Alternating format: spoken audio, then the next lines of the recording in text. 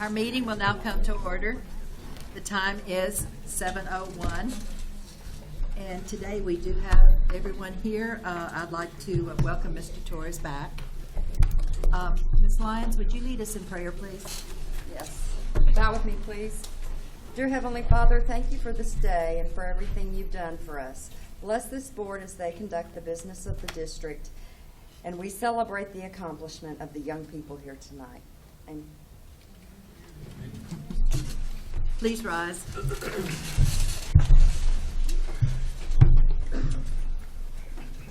I pledge allegiance to the flag of the United States of America and to the republic for which it stands, one nation, under God, indivisible, with liberty and justice for all.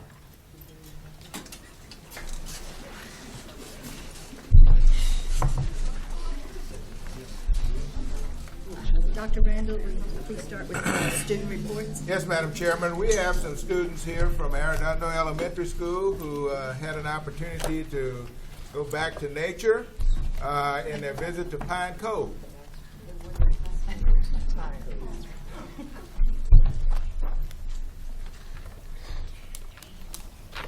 Announcement, announcement, announcement. Shh. That's one of the chants we learned at Pine Cove. Good evening, LCISD board members. My name is Tristan Frazier. I am a student at Arredondo Elementary School. My name is Harmony Jones, and I'm also a student at Arredondo Elementary. I am Bryson Vivial. My name is Jaden Russell. This year we were fortunate to attend the Pine Cove Science Camp. We made some unforgettable memories. 3 days, 2 nights, 65th graders, 9 teachers, 1 counselor, 7 cabins, no electronics, all science, and all fun. When we arrived at Pine Cove, we were separated into cabin groups. Each group had at least one chaperone. Each cabin had 8 beds and a bathroom. Each night, one chaperone would spend the night in each cabin. Some cabins created team chants, and others created team signs. Sometimes the teachers played games or created different fun rules for us to follow. In my cabin, we had a rule to sing everything that night. It was so fun and creative. Every day started with a party. Before every meal, the teachers would go into the cafeteria first. They danced on chairs and cheered for us when we entered the room. We got on our chairs and had a dance party. Before we sat down to eat, we chanted as a group. Take a seat! Take a seat! Take a load off your feet. What? Take a seat. Oh, take a seat. Oh, take a load off your feet. What? When our meal started, we sat with our cabin mates and teachers and ate as a family.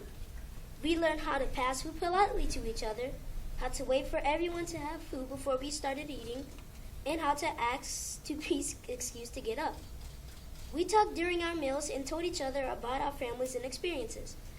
After our meals, we worked together to clean up for the next meal or for the next day. Everyone had a job and worked together. Each day was packed with science and fun. Some of our favorite activities were horseback riding, catching little creatures and bugs, making landforms, and catching fish in nets. My favorite thing to do was canoeing because I had a great time with my cabin mates. One of the activities we did was earth science. Earth science helped us to understand more about the surface of the earth and how it changes. We learned about weathering, erosion, and deposition. We worked together to create examples and search for others around the camp. During our Nature's Niche class, we explored the habitats of many species of insects through the woods. While rolling over logs, picking under rocks, and digging through leaves, we searched for different types of insects and identified their structures and functions. In our aquatics class, we caught bugs and fish that lived in the water, put them in a bucket, recorded our data, and looked at our results. During forest study, we experienced nature in the outdoors. We learned about the different layers and different types of forests in the world. We've played a fun game to remember this important information. Team building every day was a blast. During our ziplining adventure, we cheered on our classmates that were afraid and cheered louder when they finally let go. Pine Cove was an amazing experience, and we're very grateful for the opportunity and memories. We hope that every grade after us should have the chance to go. It was life-changing. Do y'all have any questions or comments? Can we go? In closing, can we please have all the board members stand up and join us in our take a seat chant? Sorry for the picture we put this on camera. 5, 4, 3, 2, 1. Take a seat. Take a seat. Take a load off your feet. What? Take a seat. Oh, take a seat. Oh, take a load off your feet. What?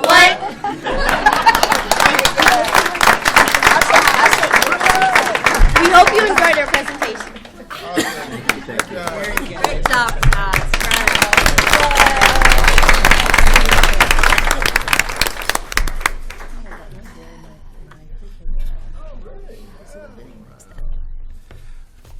I know the parents are here. If you all will stand and wave so that we can thank you all as well.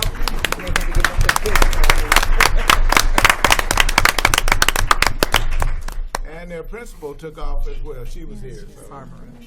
She walked out with the kids. She's right there.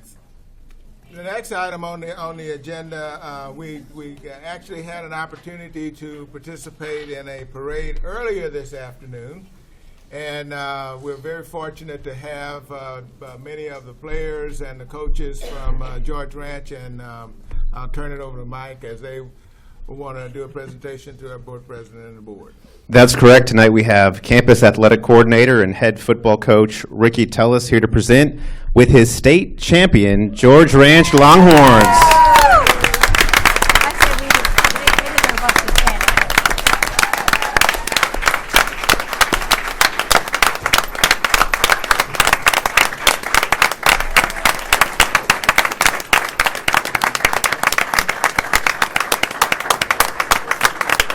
So proud. Thank you so much.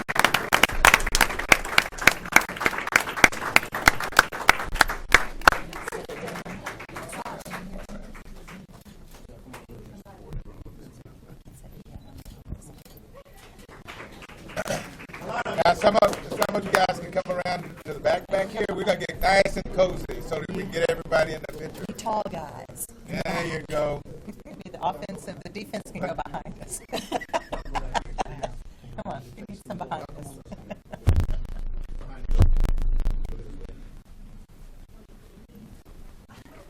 All right, come on in. Right? There you go. Come on behind us. Okay, we're not going to we don't mind.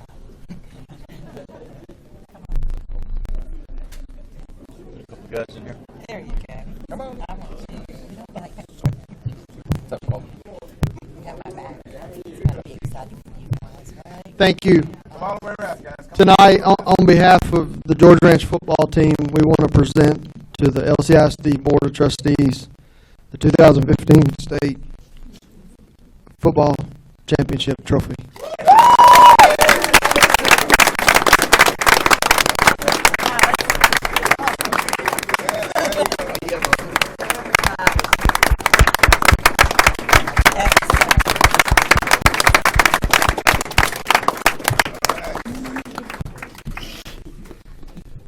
It was, I want to say a couple of words. Captains, are you up here?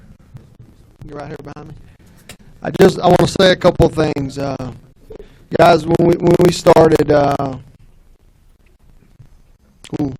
back in August, you know, it's hot, it's tough, days are long. And for 65, 70 football players to come together with one common goal, we always want to go out and represent ourselves, our school, our family, our community, our school district in a way to make everyone proud. And that's our ultimate goal. That's what we always want to do. And we feel if we go out and do those things and do little things right, winning or losing will take care of itself. And this year's award, this year's trophy is a true testament of how strong, how great our kids are here at LCISD. And when you can get a bunch of guys to come together to work and put their self aside for the betterment of the team, the sky's the limit. And they're a true testament of that. To win 16 games in a row, to go undefeated, against some of the people that we had to go against. It took everyone doing their job and believing in each other and believing in their teammates. And we just can't, I can't thank them enough, and I'm so proud of these kids. And I cannot thank LCISD, Board of Trustees, Dr. Randall, for giving us the opportunity, giving us everything we need to be successful, because we couldn't do it without you guys. And we appreciate you so much. All right.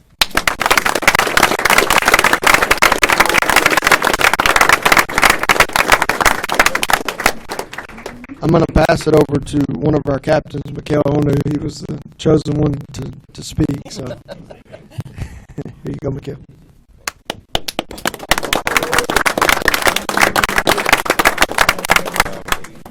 First of all, I want to say thank you to all of you for having us. Thank you to our coaching staff and our training staff and all of my teammates. I speak on behalf of all of my teammates. It was a great season, and we were just fortunate to be able to, weather the storm and go all 16 weeks and be able to go undefeated and be able to get the opportunity to play in the state championship and to win in that fashion. It was just a great season. There's not much I can say besides that, but just, again, thank you for having us, and we really appreciate it. We know it's not every day that a football team is able to come here, and so we really thank you. All right.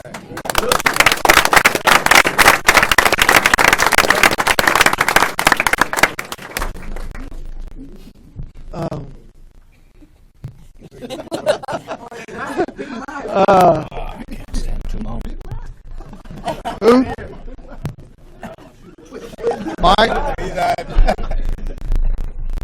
Want to say something?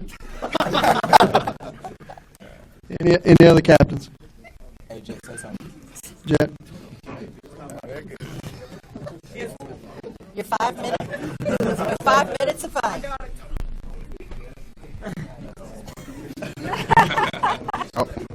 I would like to thank all of you for having us in this beautiful night today.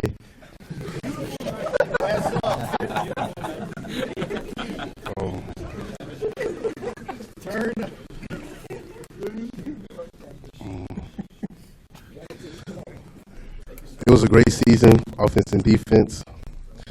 We had to put on for the district in Texas. I'm going to just pass it to Miles because you know what to say. Thank you, guys. Thank you, guys. Go ahead. Comments? Just so proud of you. I have been very proud. I tell you what, guys, each and every one of you have so much class. I wasn't able to make all the games, but I made the last 3. And I was so proud to be able to walk around and say we were representing George Ranch High School. And everyone commented on how well behaved you were, ethically playing the way you did, and as a team. And I was very proud of you. And I'm sure your parents, the coach, I appreciate all of your hard work. It's been a long year, but look what you got. Very proud.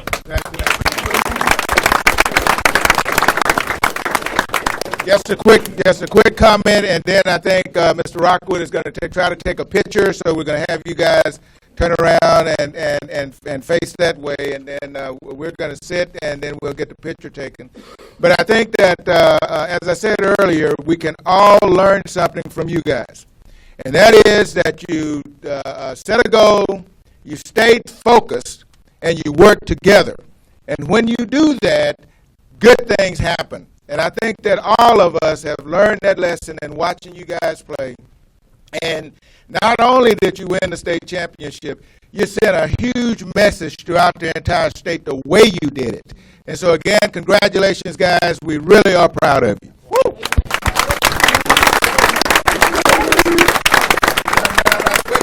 All right, we're going to have our board members sit down. If we can get any players to squeeze in behind them, great. If not, we're going to have to just kind of kneel down in the front here. All coaches, players, trainers, everybody.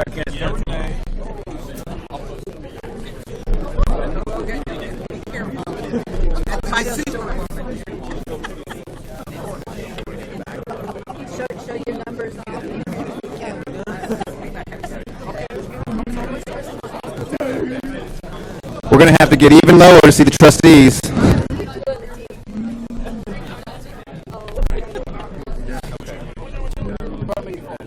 Hold it up, Miss McKay. Y'all. What if I stand up? Y'all want me to stand here? One of the players. Yeah, we'll get the trustees. Go ahead and stand again because we got a ton of players in here. We can get you to. You're good.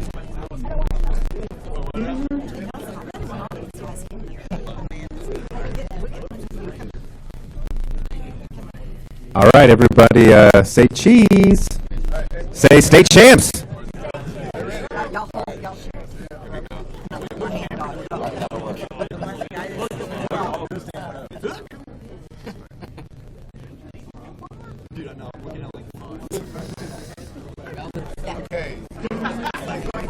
All righty, thank you guys. Congratulations. We're going to let you take good care of it. So, if you're providing things to have holes in them. Congratulations. Is that those my winters where they pull it down? Good.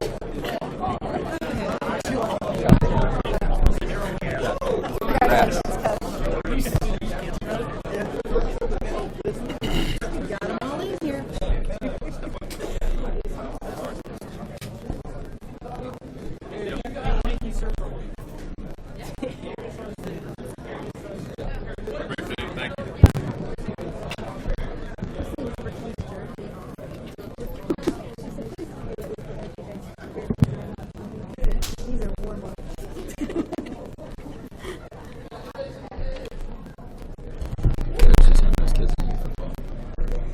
I bet you did. That must be emotional for you. And there's our coach. He's going to lead us to the next one. 6 years from now, right there, wearing purple. Is that for Slaughter? Uh-huh.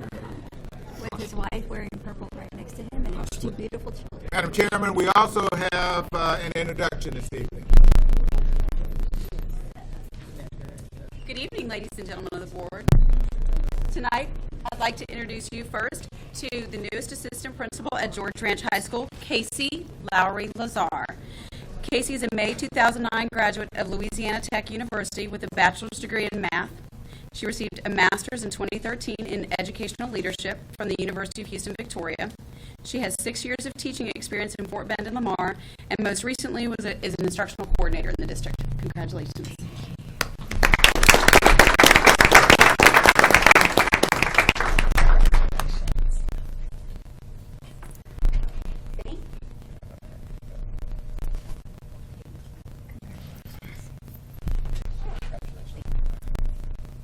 Next, I'd like to introduce you to Fulshire High School's campus coordinator, Oshler Fleming. Oshler is joined tonight by his family, Carolyn, and their children, Tatum and Braden. He is a May 2004 graduate of Texas A&M University with a bachelor's degree in kinesiology. He received a master's degree in 2011 in educational administration from Grand Canyon University. He has 11 years of experience in education in Denton and Fort Bend, including 2 years as a campus coordinator head coach in Fort Bend. Congratulations and welcome aboard. He's actually started in the role.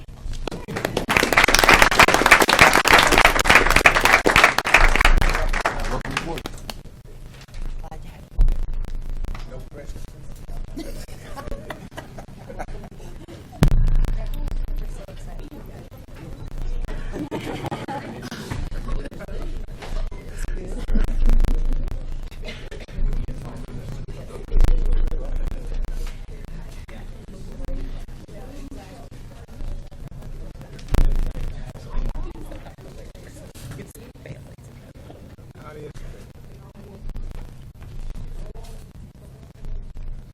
Do we have any audience to patrons tonight?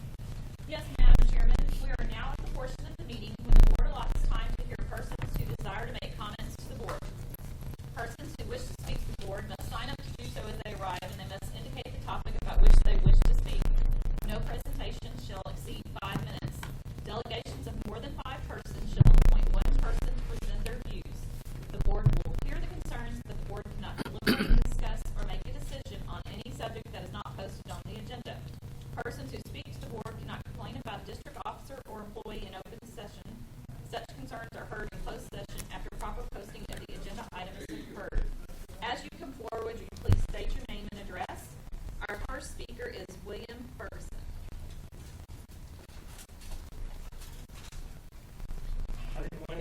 football game, so no applause for me. Hey, Board. My name is William Ferguson. I am 47 years old. I live in Greatwood at 7723 Greenpath Court. I'm one of the parents, taxpayers, guys that's had his head down, paying taxes, raising my kids. And now I'm at the age where I need to start getting involved. So I wanted to come in here and tell you guys thank you. Thank you for... My daughter's graduated from Lamar Consolidated. My son's almost there. And you guys have educated him, and you have kept him safe and her. And I felt like I needed to come in here for the very first time and just say thank you for that, because I know it's not easy. I know it's not. And with that said, I also want to identify myself as, not only a husband of 25 years, knowing her, been with her for 30 years, dad of 2, a taxpayer and all this other. I'm also a police officer since 1992. I work with the city of Stafford. You guys may know Bonnie Cron. I'm now reserved with Fort Bend County. And so most of my working life has been in law enforcement. And so just quietly I've watched. I've watched the schools as they handled my son and other children, and I've watched the buildings, how well you build them. And guys like me and women like me, they just kind of, we know law enforcement, we know what's out there. You guys have done a great job.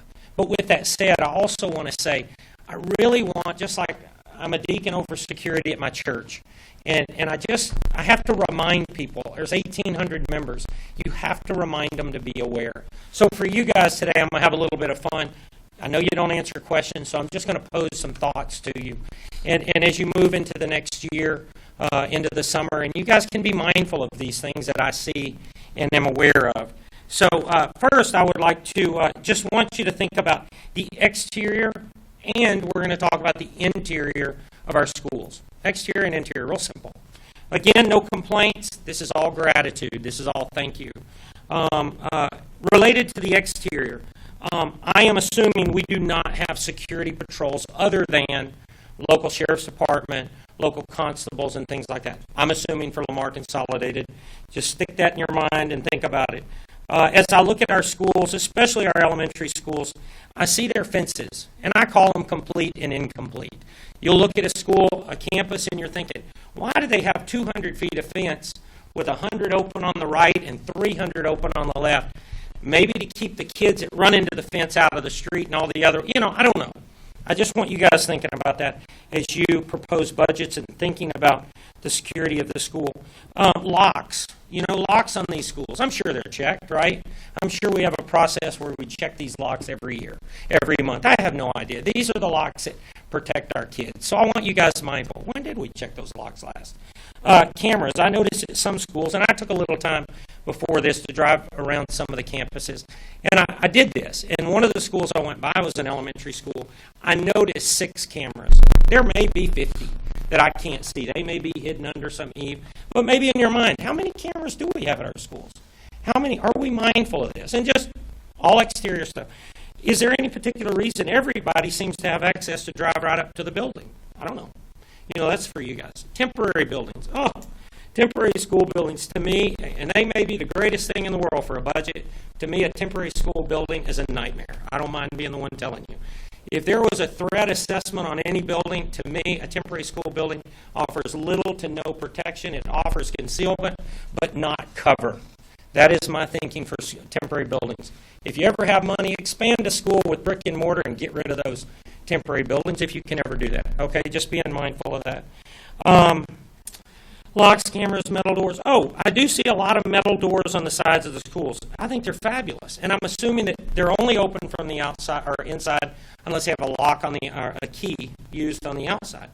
But what if you were the one hearing the banging at the door? You have no idea who's outside that door. I wouldn't even suggest you open that door if you hear a banging.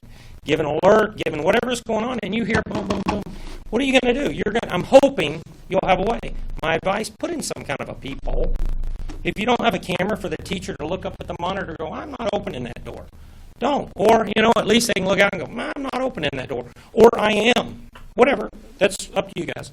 Real quick, on the inside, I love that some of your schools are great at flowing traffic only through one office. When I go pick up my kids, I'm like, I got to go through the registrar's office. So I get in there and I do my little thing and I go on through. But I also have noticed some of the schools, intend for you to do that, but you can walk straight through. Just be mindful of these things, please. Face recognition, we just started that at our church. If you don't have cameras at the main entry that are face recognition, I think they're fabulous. So you guys be mindful of that technology. And I just realized, I just saw the time. Thank you so much for everything you're doing. That was it, my one time. Have a great day, guys. Thank you, Mr. Ferguson.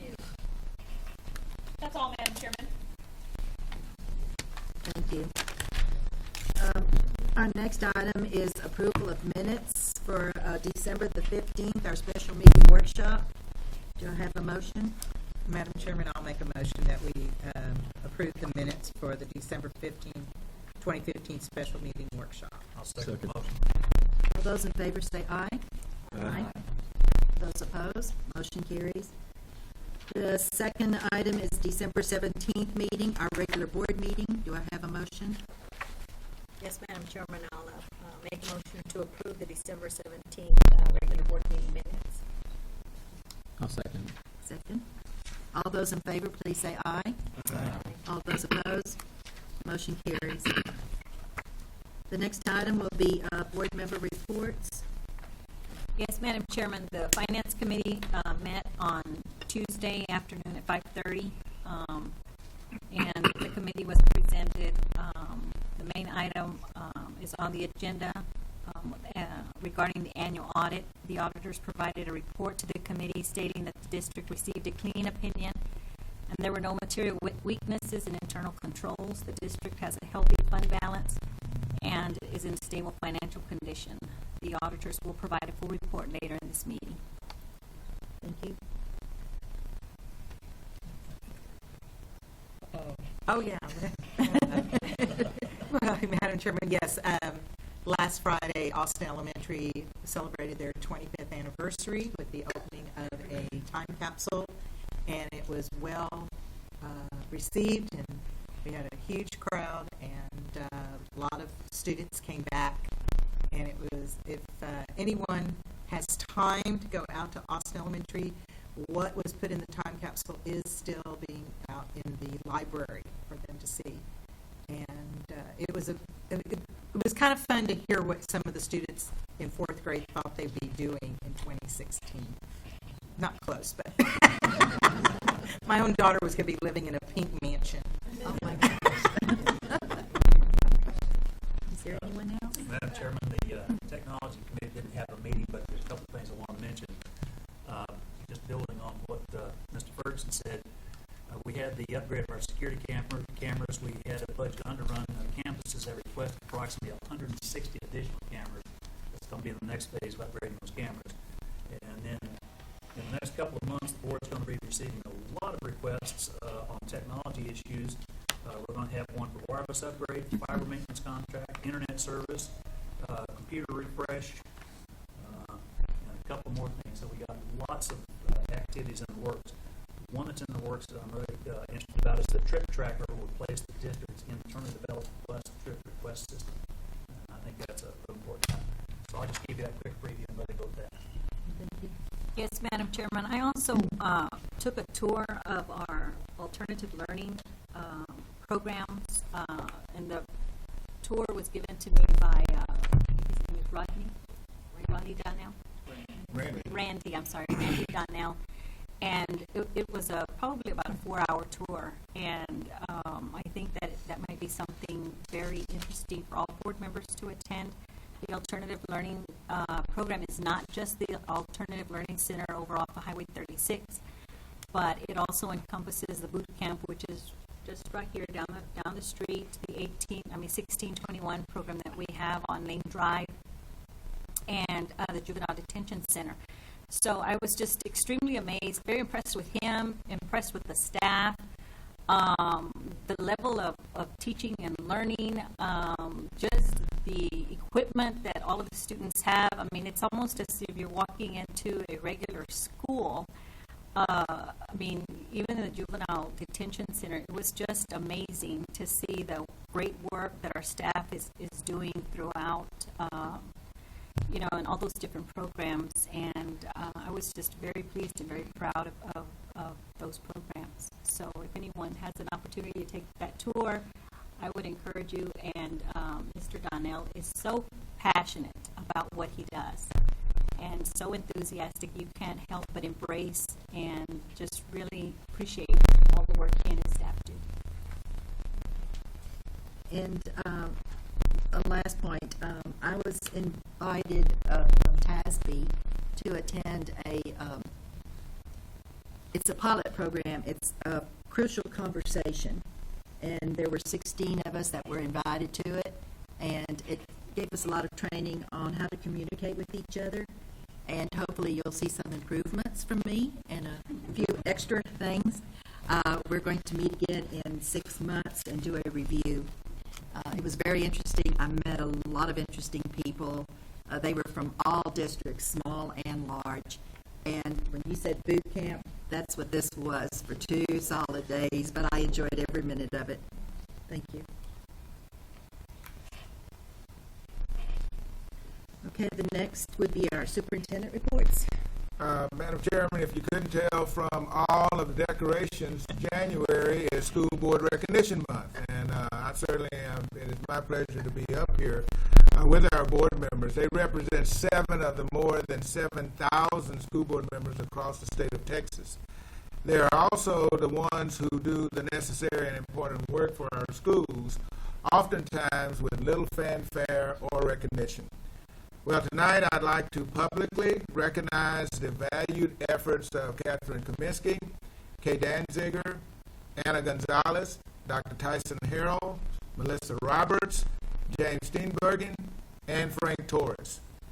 We're making a special effort this month to show our appreciation to the board, but we need to remember that its commitment is year-round, not just during this month. These trustees continually give of themselves and their time.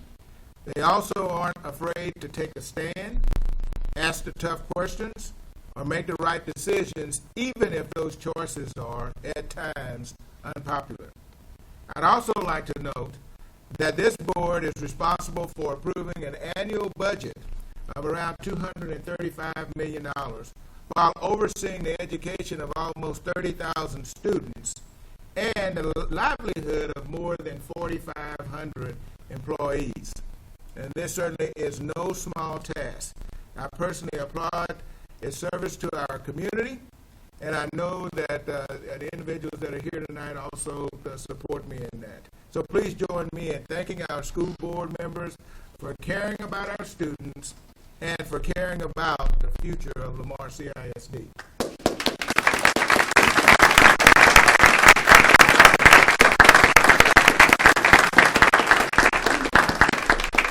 Those are my reports. I'd like to recognize everybody, that especially whoever designed that picture over there. It's already been suggested maybe we should frame it. But it's a pleasure working with all of you, and I look forward to the next few months. I think we are on the very upside of everything, and I'm seeing more and more smiles, and that makes me happy. Thank you. Okay, the next item will be our public hearing, LCISD Accountability Performance Report for 2014-2015. And Mr. Moore, thank you. Good evening, members of the board, members of the public, Madam Chair, Dr. Randall. This evening we have the Academic Performance Report for 14-15. Just a reminder, this is a requirement of Texas Education Code, Chapter 39. The contents will give an overview of performance objectives that are covered in the district and campus improvement plans. We'll also give an overview of the TAPR, or the Texas Academic Performance Report for this past year, serious disciplinary incidents that occurred in the 14-15 school year, and also the Higher Ed Coordinating Board summary of how our students did the year after graduation. Just as a reminder, the District Improvement Plan was approved by the board in September of 2015. The goals in that plan include delivering a planned monitored instructional program, attracting, retaining, and developing talented and highly effective personnel, establishing a structure for planning that ensures all aspects of maintenance, growth, and improvement, create an effective integrated learning environment using technology, providing multiple communication forms both within and outside the district, and addressing issues that enhance school climate. The District Improvement Plan can be found on the Research and Accountability page at lcisd.org. Each individual campus improvement plan can be found on the campus's webpage right below the address. The TAPR is the comprehensive state report that's issued every year by TEA. This report has been issued since the 2012-2013 school year. The report prior was called the AEIS report. It includes a summary of performance. We'll hit the highlights of that in just a second. It also covers things like demographics, staff, and it has a link to budget. Just as a reminder, LCISD in 2015 was a Met Standard district and is also accredited. Our campuses earned 37 distinction designations. All campuses this past year were also rated as Met Standard, and also LCISD did not have any campuses on the focus or priority school list that's required by the U.S. Department of Education. To review performance, in all areas except math, our students scored above the state totals, but math this past year was misleading because we did not have performance aggregated for grades 3 through 8 because of the change in standards from the State Board of Education. So this next year, in 15-16, we'll have a better idea of how we stand as far as math. Only Algebra 1 was reported as an indicator for this year. Our demographics, in the past 6 years, we've added approximately 4,500 students, but racially and ethnically, we've remained pretty much imbalanced where we were in 2009-2010. Our number of economically disadvantaged students as a proportion of enrollment has dropped. It was 40% last year. This year it's sitting at about 42%. But overall, we have remained basically the same in demographic trends for the past 6 years. Chapter 39 of the Education Code also requires us to publish a report of our serious disciplinary incidents. A disaggregated version of this report is available at the Research and Accountability website. But to give an overview of the report, this year we had a slight increase in the number of serious disciplinary incidents. If you note, we did have a drop from 2010 through 2012-13, and we've had a slight uptick the past couple of years. But we are still, for a district our size in numbers, we still have very few serious disciplinary incidents compared to the state and some of our neighbors. The Higher Ed Coordinating Board requires that we publish a summary from their database of how our students did the year after graduation, disaggregated by grade point average and institutions of higher education. And in that summary, I do have to give you a couple of caveats with this. The way the Higher Ed Coordinating Board collects data, this data is stale. It's about 2 years old. It's reflective of students that graduated in 2013, and then the Higher Ed Coordinating Board evaluated those students in 2014. A couple of things to note as you look at the numbers. The number not found is because the Higher Ed Coordinating Board cannot track students that went out of state. They cannot track students that joined the military, joined the Job Corps, or other professions. Not trackable is where the Higher Ed Coordinating Board cannot match the identifying information the student had in high school with what they have in college because of the ways that Texas colleges identify students. But it is interesting to point out that when we compare the bands of GPA of students that the Higher Ed Coordinating Board could match, that our students, compared to the state, 56% of our students scored in the band of 2.5 or better compared to the state mean of 52%. So our students are leaving Lamar more prepared to go to college and take on the college challenges than the state's mean. For specific questions, anyone in the public can contact the Research and Accountability Department at 832-223-0136 or go to the webpage of the Research and Accountability Department. Okay. Are there any questions? I have one question. Yes, ma'am. Under the serious discipline, what justifies a serious discipline? Serious disciplinary incidents are inclusive of anything from fights to possession of drugs, possession of tobacco, and those are actually the most common categories.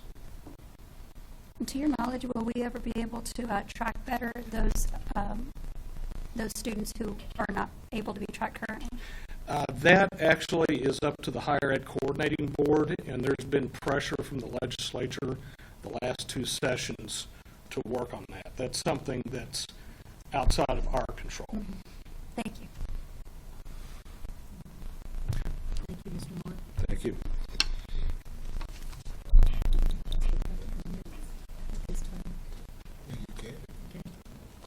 Do we have any public comments at this time? Okay, there being none, this will be the conclusion of the public hearing. The next items are the consent agenda. First one, number A, under planning, is A1. A2. We will have a report on the comprehensive annual financial report. A3, A4, A5, and we will have announcements of donations.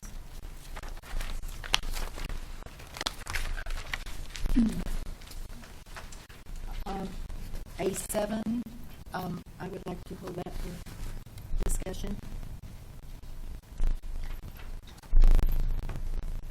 A8, A9, will we do this separately?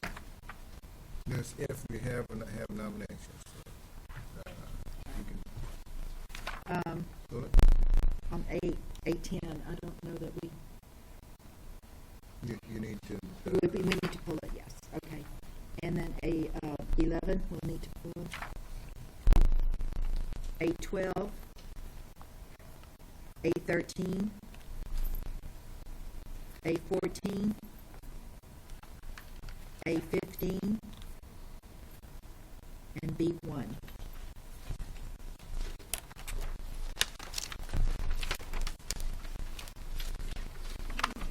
Do I have a motion? Madam Chairman, I move that we approve the consensus items that you outlined.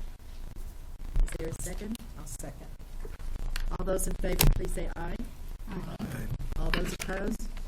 Motion carries. Donations. Page 38.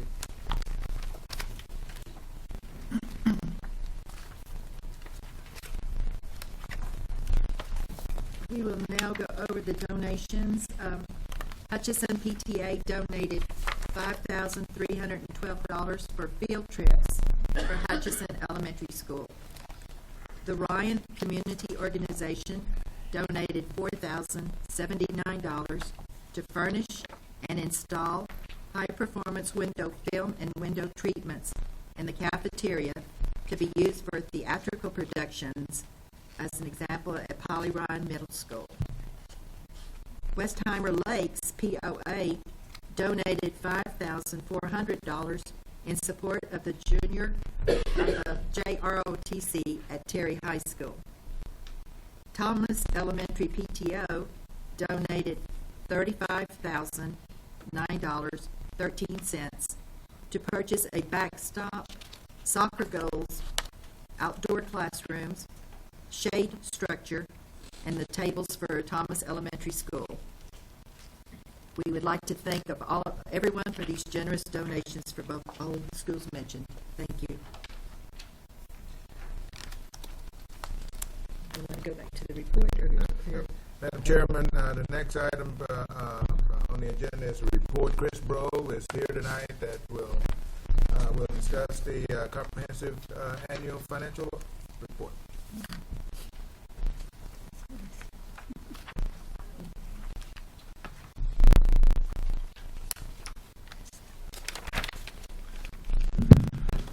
Good evening, Madam President, members of the board, Dr. Randall.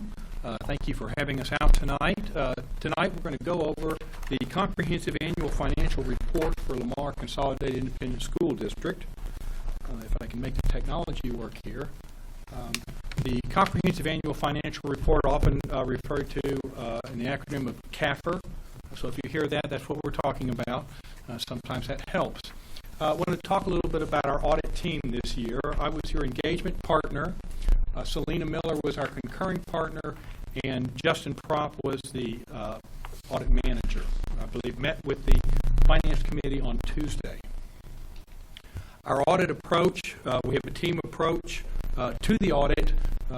We have active participation at all levels, from partner to staff, and your staff as well, from the superintendent down to clerks, everyone we're talking to in this. Our approach is what we refer to as a risk-based approach. And so when we look at audits in our testing areas, we look for areas that we look for risk where things can possibly go wrong, and we test things. We test big things and things where things can go wrong. We don't do 100% testing of transactions throughout the year. We communicate frequently, both formally and informally. You're receiving the formal communication tonight. We have issued, as was mentioned earlier, an unmodified or clean opinion on the financial statements, which is the highest level of assurance we can give on financial statements, and that we state that in our opinion the financial statements are fairly presented in all material respects. The audit was conducted in accordance with governmental auditing standards, which is a standard higher than your average audit. We take a look at your financial statements. This is a condensed statement of net position, comparative for 2015 and 2014. And this is your government-wide financial statements, and this includes everything you own versus everything you owe. So it includes not only your current assets and liabilities that you deal with at budget time, it also includes your long-term assets, your capital, your bonds, and the sort there. We can see at year-end your total assets were approaching $900 million. That includes $556 million in capital assets, total liabilities of $879 million, and we have a deferred inflows of resources of $7.4 million and deferred outflows of resources of $13.5 million. If you took accounting in school, you're saying, what are these new numbers that are coming on the financial statements?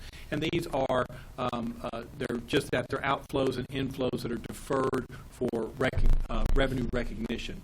It's a quirk of the governmental presentation.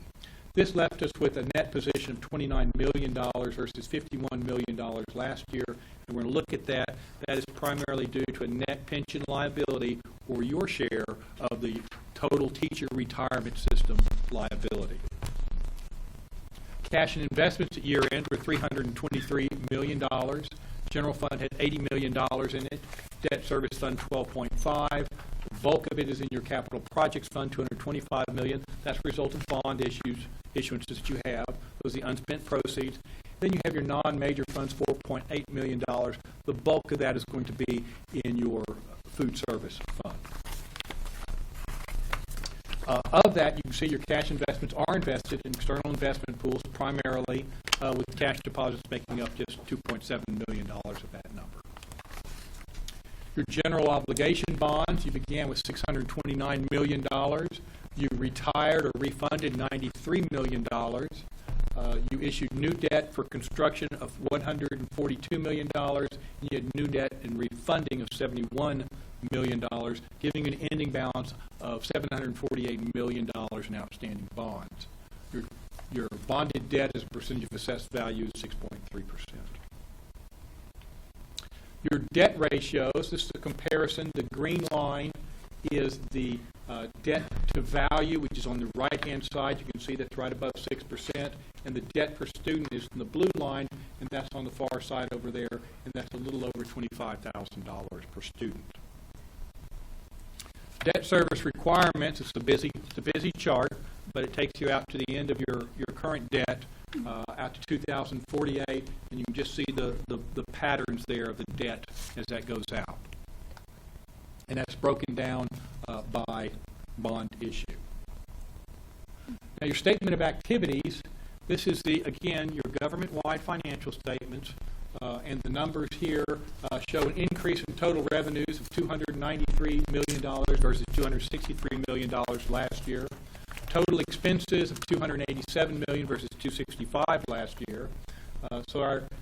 You had an increase in net position of $5.3 million from operations. If we look at remember our beginning net position of $51 million and our ending of $29 million, there's a prior period adjustment of $27 million, and that was your beginning number for your net pension liability that was added. With a change in accounting principles, these numbers have never been reported in your financial statements. And quite frankly, until this year, there was no way of capturing what your portion of that was until they've come up with the methodology through the Government Accounting Standards Board. And so like every other governmental entity, you are reporting your fair share of that amount on your financial statements. The general fund balance is $77.6 million. And that's comprised of non-spendable fund balance, which is inventory and prepaid items of $1.3 million, non-cash, something you can't spend. $4.5 million in committed fund balance. That's fund balance that you as a board have committed, set aside. Assigned fund balance of $3.6 million, which is something typically you let the administration set aside. Then you had beginning unassigned fund balance of $61 million, and you added to that 6.5, almost $6.6 million, ending up with an ending unassigned fund balance of $68 million, a healthy fund balance. Your unassigned fund balance is a percentage of general fund expenditures. You can see it's just above 30%, very similar to what you were last year, 2014, in these numbers here. And let me say this is the general fund. So this is current assets versus current liabilities versus our government-wide financial statements, which is full accrual and have long-term assets and long-term liabilities. We have required communication here, talking about our responsibility under generally accepted auditing standards. And our responsibilities are to audit your financial statements. The financial statements themselves are the responsibility of the administration. Significant accounting policies. Your policies were appropriate with other financial policies as met by industry standards. And you did have the implementation of GASB 68 of the net pension liability. Judgments and estimates, you have a number of estimates in your financial statements that go on. You have an allowance for uncollectible taxes receivable, the estimated lives of assets, and the incurred but not reported employee benefit claims. We've concluded that management's judgment or their estimates are appropriate in the circumstances. As noted, we noted no material weaknesses or compliance matters, and there were no significant audit adjustments made. We had no disagreement with management. We were unaware of the administration consulting with other auditors for opinion shopping. And we discussed during the year accounting issues, all during the year with the staff. We'll get calls back and forth, just working through some issues and such. There were no major issues other than the pension information that we talked about this year. We encountered no difficulties. Our written communication is our engagement letter and the management representation letter, where management tells us that they've shown us everything and are taking responsibility of the financial statements. And we confirm that we are independent with respect to Lamar Consolidated Independent School District. GASB 68, just wanted to talk, I think we talked about that. There's not much here to talk about more. Your ending net pension liability was $24 million. This liability does not affect the general fund. It doesn't affect your current budgetary activity. And I'd be happy to answer any questions that you might have at this time.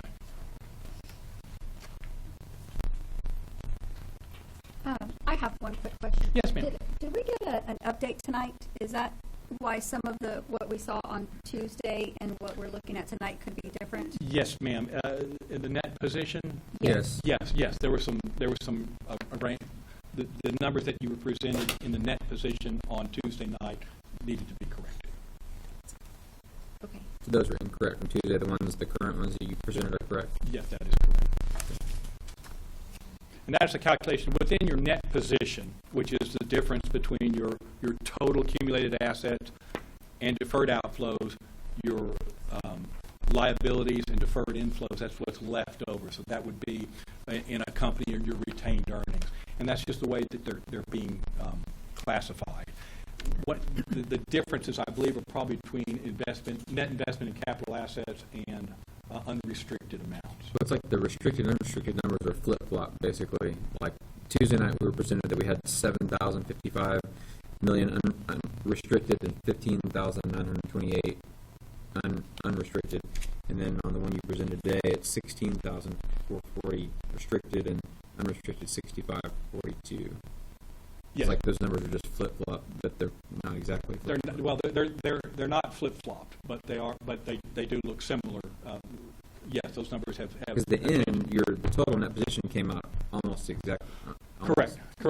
And the issue is your bonded debt and your capital assets, and some issues, and that probably had some issues to do with your debt service. But I can get back with you exactly what the difference was. But some of your bonded debt that you have is not used for capital assets. You use some of your bonded debt when you issue it to outfit schools.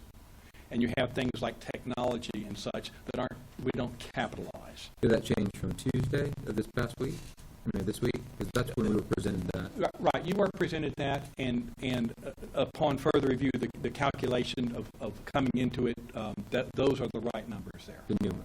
The new ones, yes. That's quite a bit of significant difference between the original numbers and what's being presented tonight. I don't have an updated version, so I'm just looking at. Perhaps in all of my excitement with all of my gifts, I may have put them in my box. But that's a significant difference in those numbers.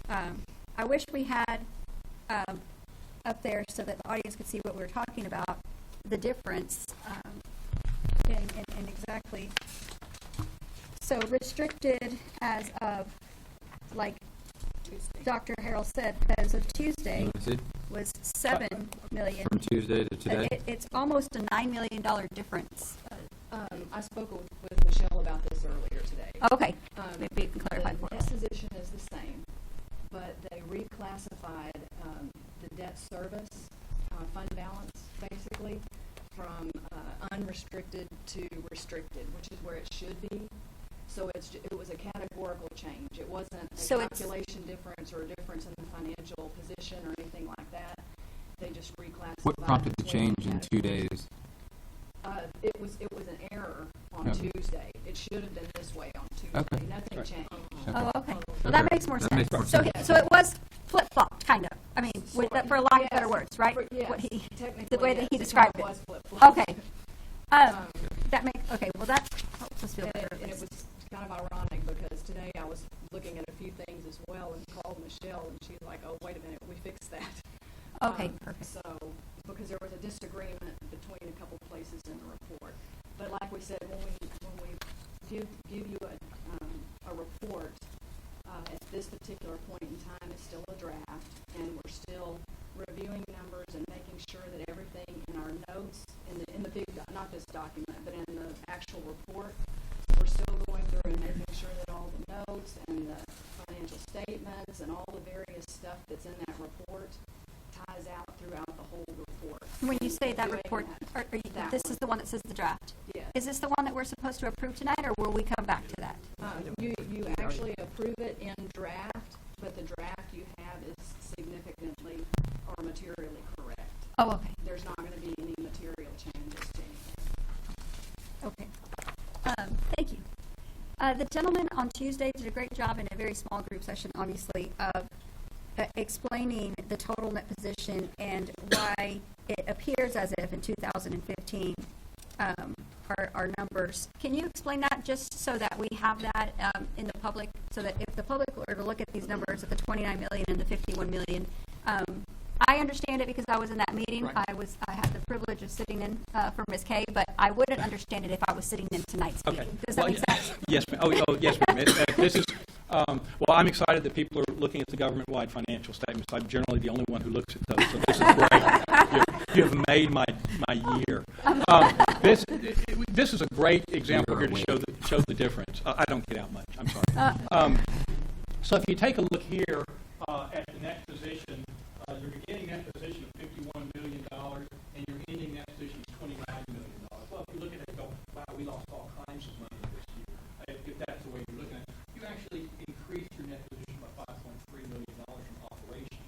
We have this $27 million liability, this new net pension liability, which has never been reported before, as I mentioned earlier, in Texas school districts, because there's no mechanism of doing that. The teachers' retirement system is what we call a cost-sharing plan, and that plan basically takes all the teachers, everyone in that plan. They're in that plan. The money's in the plan. That liability is just one. I hate to say it's a blob. It's a liability for the folks in the plan, and there's money that offsets that. So that's not. So you've got a net a position at the plan. Those are the investments. Billions of dollars worth of investments and billions of dollars worth of liability, and this is the difference that belongs to you. There's actually no way for TRS to come up with specifically who's at your school to come up with that liability and calculate that. Their system doesn't allow that. What happens in a cost-sharing plan is that liability is based on your pension contributions as the numerator. We'll get into a little math tonight. That numerator versus the denominator of total pension contributions, and that's your share. So if you're saying, well, I have $27 million. If I wanted to pay that off next year under this plan, if you wanted to write a check, and Dr. Randall told me, we're not writing a check, and you're not writing a check. If you wrote a $27 million check to TRS, your balance would actually go up, because you have you've increased your contributions, I don't know how many fold, but a lot, and so that number would just balloon, because that's the way that's calculated. There's nothing you can do to reduce that number individually as a school district.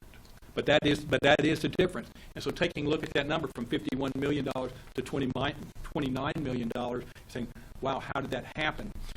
This number, the 2014 in your management discussion analysis, has not been restated because we don't have the operational numbers for the 2014 to be able to do that, to show apples and apples. Once we get that, then there shouldn't be that. There won't be that. No, that'll flow next year, and that prior period adjustment will just be pulled into that $51 million. So when you see financials next year, you'll start with the difference there. Just trying to do real quickly in my head, but I couldn't. So. And for the record, I believe that because of Ms. Ludwig and her staff, we have learned to love numbers. And very so, good. Well, very good. Numbers are our friends.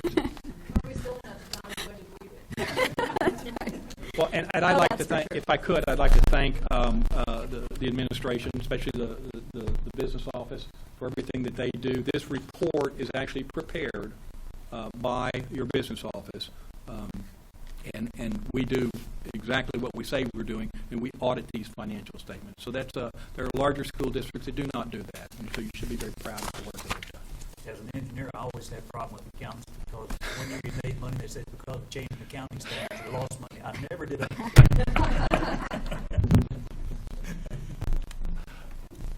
Thank you. Thank you. Appreciate it. Thank you, sir. Do we have a motion now to approve A2? Madam Chairman, I make a motion to approve A2. Second. I'll second. All those in favor, please say aye. Aye. All those opposed? Motion carries.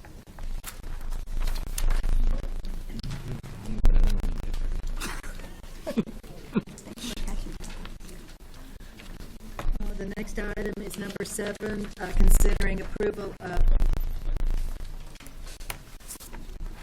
I may have Board calendar. board calendar. You skipped. Okay. I think I may have, I wanted to discuss the bell schedule, as it was going to be. That's the not next action. one, isn't it? No, that's an information. Okay, wait, just give me 1 minute. We didn't have the bell schedule. We approved the calendar.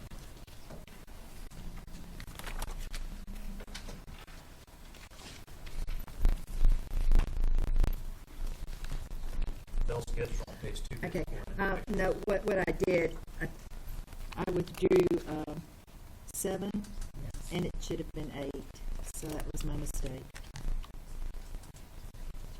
Still have to have a motion to approve 7. board calendar.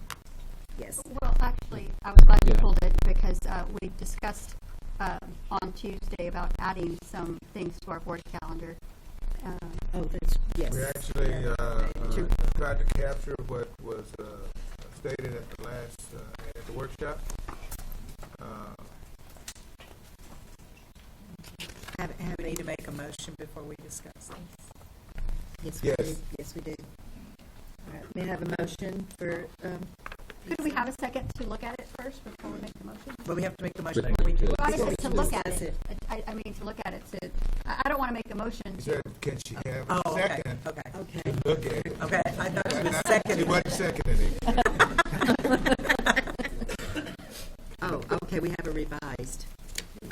Okay. Revised. Okay.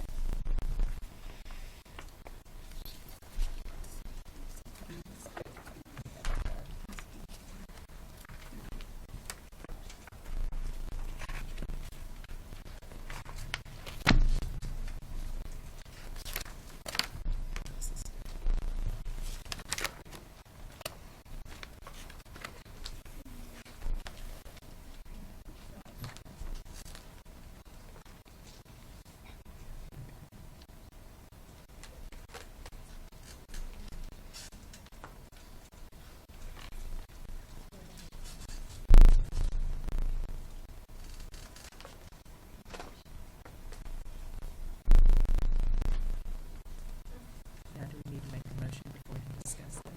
Yes, ma'am. Madam Chairman, I make a motion that we approve the board calendar for 2016.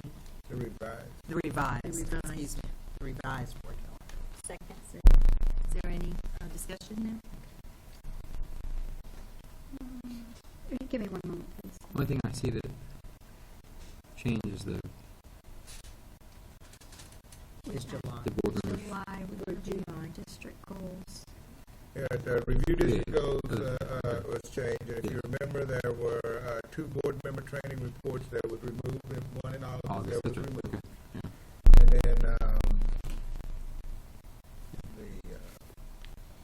And then And I guess under January, under the superintendent's evaluation, would that be the same time that we evaluate the process of the evaluation? We don't do that every year. We'll do that this year. I think that's when we talked to Mr. Morris about if we intended to do that, the process needed to start in January if we wanted to change anything in the evaluation report. Well, if I understand correctly, you really can't change the instrument This year. This year, But afterwards. at the beginning of the next cycle, you could examine review of the instrument. When does that cycle start? Well, the earliest part of the year, possibly if you're not prepared to do it tonight, clearly you're not. I don't think you have it. They were saying you propose as a, at the end of the meeting, you schedule. Oh, at least okay. your next regular meeting. So that doesn't have to be on our board calendar, that can just be in an agenda item on okay, perfect, okay. That clarifies. So basically, the only change, it was in July, instead of saying monitor progress of district goals, we will review the district goals. Correct. In August, we took off the board member training report. Yes. I have one other question. In the contract we'll be looking at tonight, it says that the board shall evaluate and assess the writing performance of the superintendent at least twice each year in the months of January and June. Just saying. But that is placed in there so that in June, the board can take and do a formative assessment of where the superintendent is. And that is, again, your calendar is designed to serve as a guide for you. So we can request in the future, we can add to it. It says we shall. It does not say we have the option to evaluate twice a year. It says we shall evaluate twice a year, once in January and once in June. Well, you're required by administrative code to evaluate twice a year. And all I'm saying is Typically, this calendar, to me, doesn't indicate that evaluation, any evaluation, anything in June.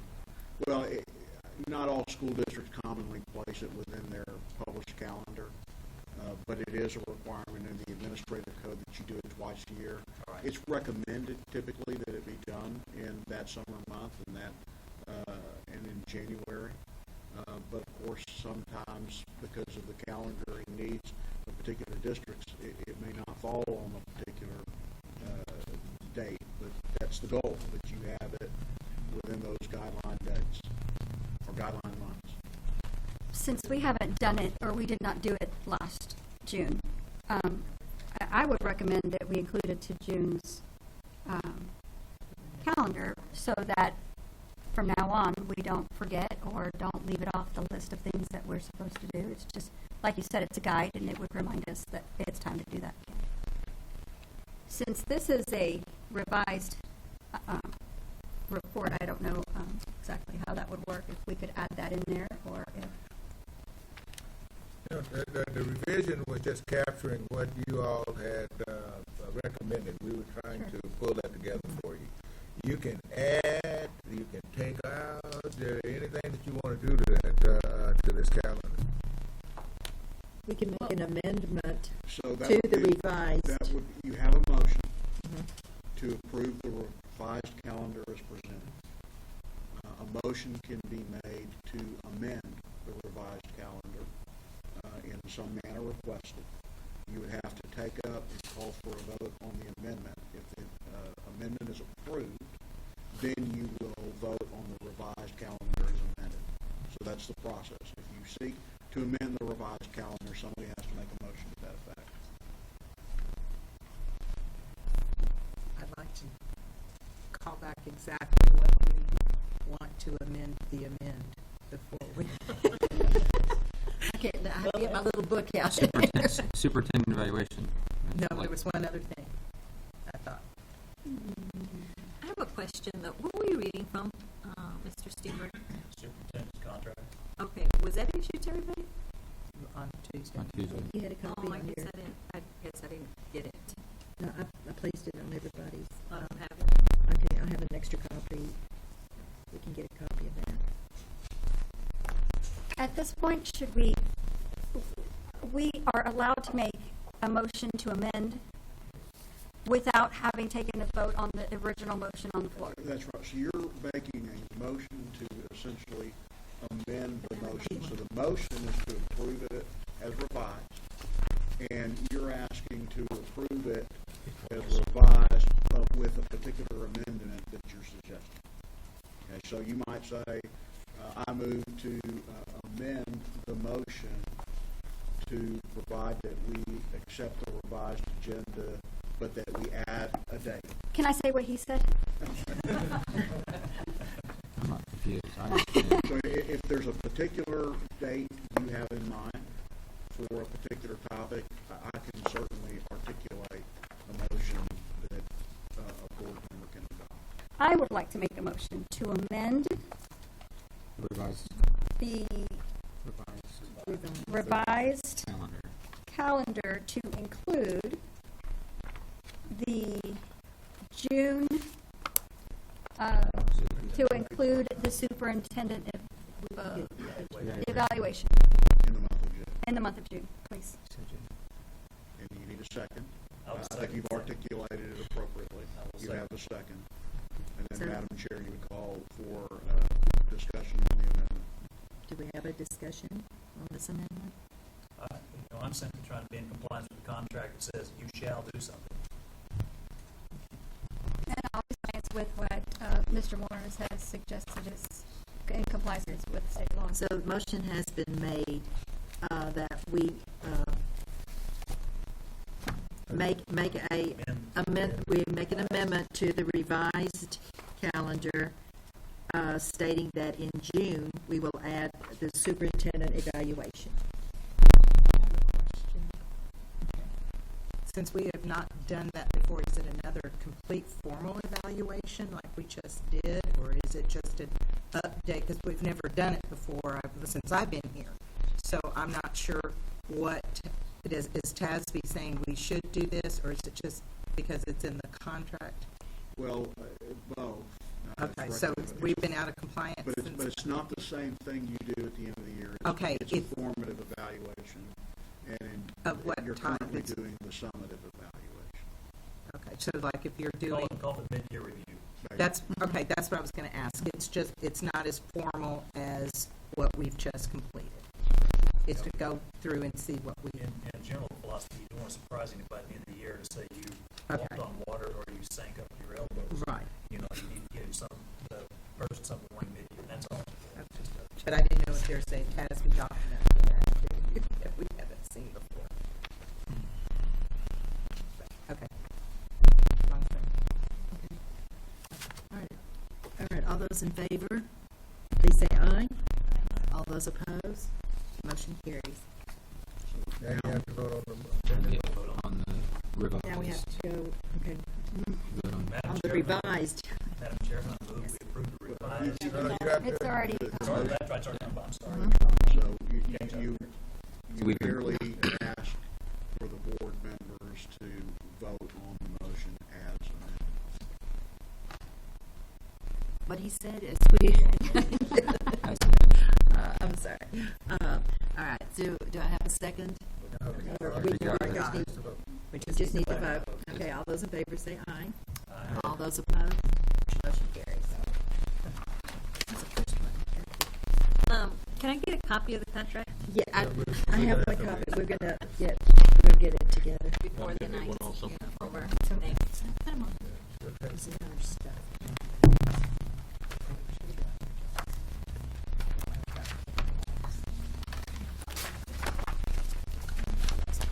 Yeah. The nominations.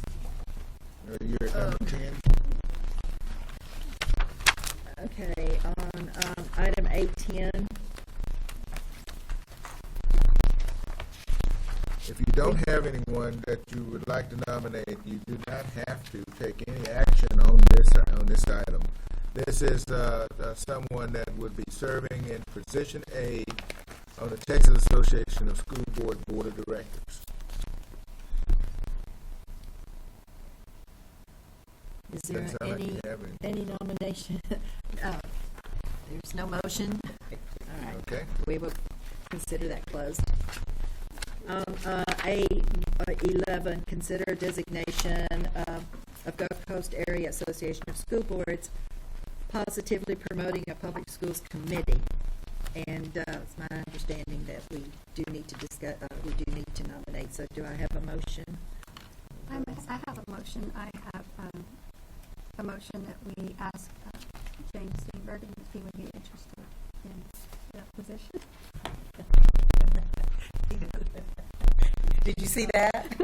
I thought it was a yes. He looked away. No, he's pointing at me. Yeah.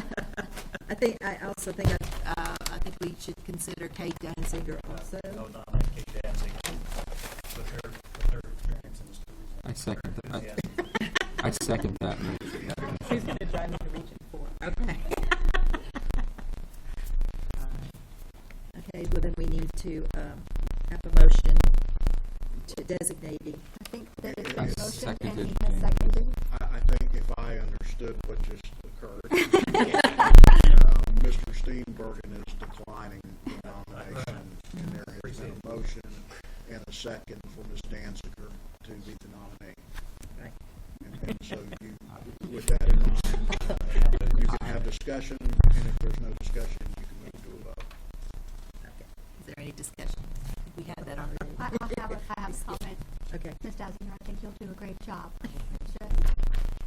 Just I find a thought way that, to reach I thought that on Tuesday. All right. All those in favor of Kate Danziger as our representative, please say aye. Aye.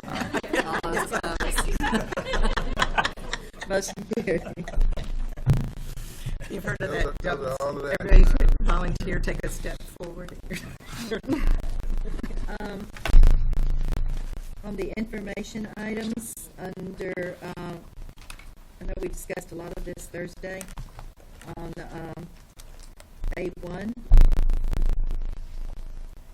Do we have any questions? I wrote down one thing. Who's responsible for going through all the legal and the local? I know there's a lot of people, but who's overseeing all this? That's in our office. Well, I just want to say excellent. Thank you for taking all that time. I've been trying. I have got so many little paper clips here on notes. I finally just said, y'all know what you're doing. Thank you. The tax collection report. A3, payments for construction projects. A4, region maintenance operations update. 5 on the bond update. No one, you had some questions? I have a question, actually 2 questions. I've recently been asked about the ag buildings that were both approved in the 2011 bond and 2014 bond. Can someone give me an update I understand that there perhaps isn't land for one of them yet, and I'm trying to figure out which one is on which bond. Or do we have land for both of them, or?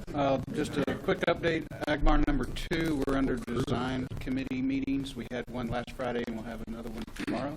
Number 2 being in the 2014 11 bond? bond. No, 2000, okay. So number 2 meaning that the first one is over there by the fairgrounds, correct?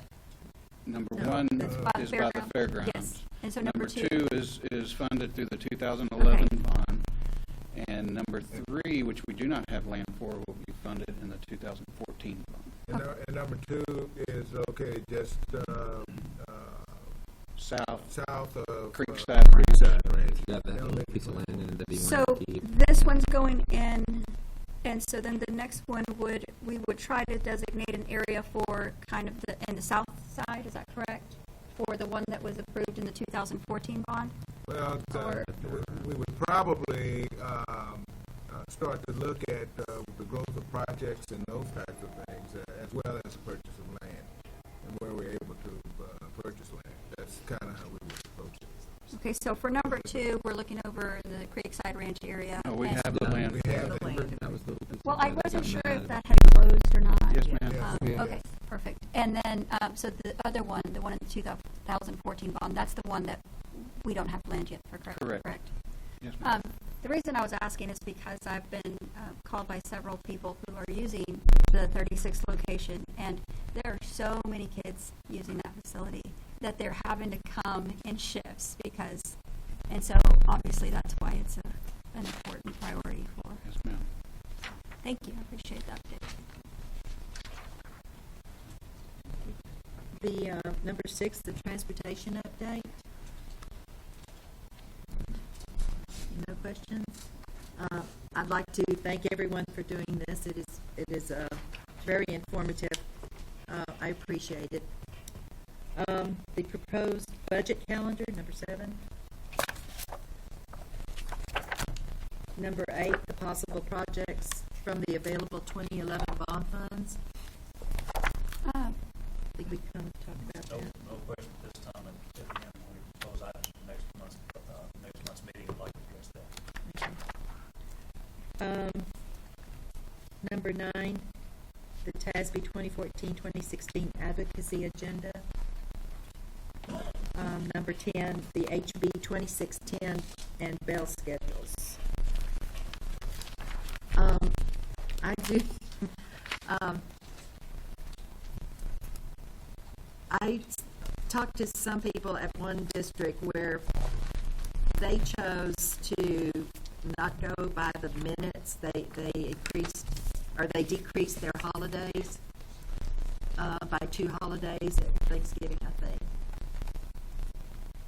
When we left, we were talking about adding that early, the elementary schools coming to school 15 minutes early, and then letting the high schools out 10 minutes early. And in that, it was, what is this going to do with transportation? Have y'all figured that out yet? Right. There should be no impact on transportation. For the elementary campuses, buses, for the majority of buses, are there on the campuses at 7 o'clock. This was feedback from our campus principals as well. And transportation, if ever it's past 7, it's 7:05 or so, which is well before the 7:30 start time. At our elementary campuses, the doors open at 7 a.m. So in adjusting for House Bill 2610, we didn't see any issues with our current transportation system. So that will all go into effect this coming year? Yes, ma'am. Okay. Thank you. Okay, is there, if there's any other discussions, we do need to go to closed session. Adjournment to closed session pursuant to Texas Government Code Sections 551.071, 551.072, 551.074, and 551.082,